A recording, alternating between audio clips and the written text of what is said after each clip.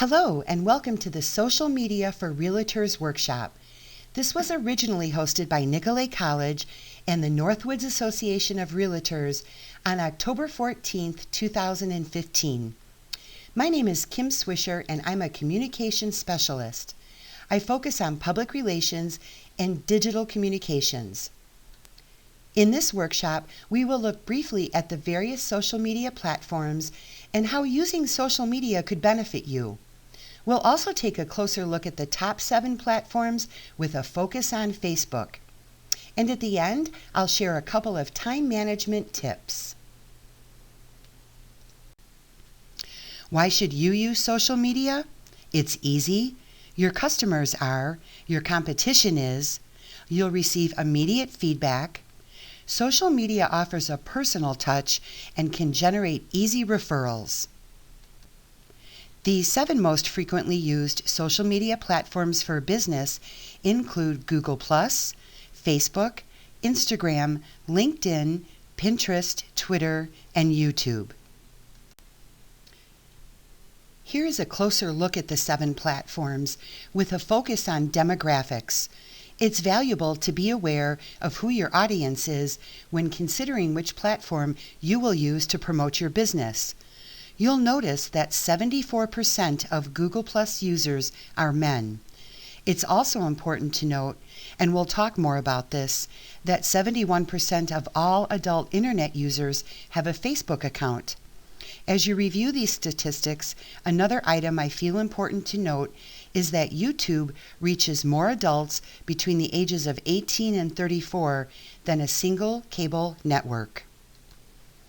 How can social media benefit you?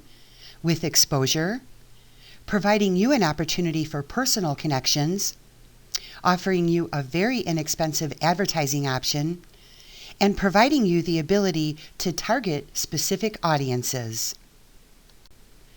I've provided a couple of screen captures to give you an idea of how each platform looks. Here is Google+.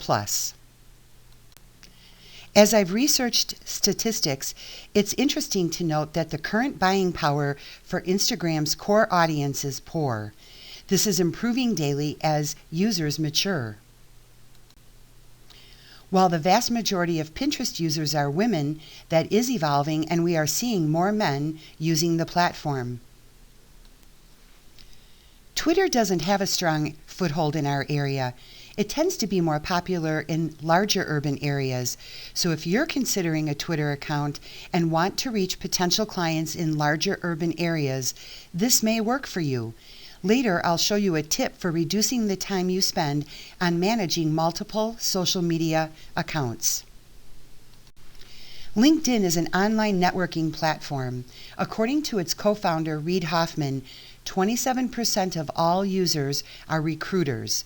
This is what a company page looks like on LinkedIn. This is a personal profile on LinkedIn. Based on what you're using social media for, to grow your business, I suggest you treat your profile like a sales sheet. Rather than focus on creating a resume, populate your profile with information that your clients will want to know and focus on your expertise. YouTube is the second largest social media platform, only behind Facebook. 82% of 18 to 29-year-olds use YouTube. There is a policy in place for realtors who wish to include virtual tour links in the MLS system. Lon Fisk, your MLS coordinator, is a wealth of information and can answer any questions you have regarding this policy. You may call Lon at 715-356-3400. It is also important for you to know that you are required to have permission to use any photos. Facebook is the most popular social media platform, with 58% of adult Americans having an account. 47% of all internet users are on Facebook. Recent studies have shown that Facebook's highest traffic period is midweek between 1 and 3 p.m., and that engagement, also known as user interaction, is 18% higher on Thursdays and Fridays. Through my work with clients in our region, I would also include the weekends. I see a lot of activity on Saturday and Sunday mornings. Facebook users are almost equally split between men and women. About 2 years ago, there was speculation that Facebook's younger users were moving away from the platform, but that has proven to be untrue. Users are almost equally divided in the various age groups, and adults 55 and older continue to be 18% of all users. I chose a couple of local pages to show you not only the layout, but because they have done a good job of providing information as well as promoting their listings. Coldwell Banker is sharing information that sellers could find valuable in preparing their house for sale. Likewise, First Weber is providing information on why someone would want to buy before winter hits. A recent study shows that what captures users' interest are posts about family, themselves, information, humor, and safety. Having a good mix of information blended with promotions will increase your engagement. As you look to set up your business page or to improve your existing page, it's very important that you have your contact information easily accessible. While on your business page, click on the About link. Make sure your phone number, email address, and other business information is included. Have a short and long description of your services and areas of expertise. Then click on the Settings button located on the right side of your business page. Make sure you're visible to everyone and that you can accept messages. People use Facebook messaging much like texting, so it's important that you can be reached. There are 2 types of paid advertising on Facebook: page likes and boosting a post. Both are similar in that you can target audiences by interests, location, and other specific categories. First, we'll look at how to garner more likes to your page. When you select Promote Your Page, you'll enter a screen that requires you to make some choices. Who are you targeting? What is their location? What is their age? And are you specifying a particular gender? How much do you want to spend? The minimum is $1 per day. How long do you want your promotion to run? On the right, you'll need a brief statement about your business. You'll need an image that has limited text, as Facebook frowns on advertising images with too much text. Once you've set your text and image, you can look at how your ad will appear on a desktop, on a mobile device, and on the right side of the Facebook window. Ads will appear either in a targeted person's newsfeed or on the right side of their screen. Finally, you'll need a credit card to complete the transaction. The other type of advertising is a boost post. The settings will be very similar to a page-like campaign. You can target specific locations, interests, age, and gender.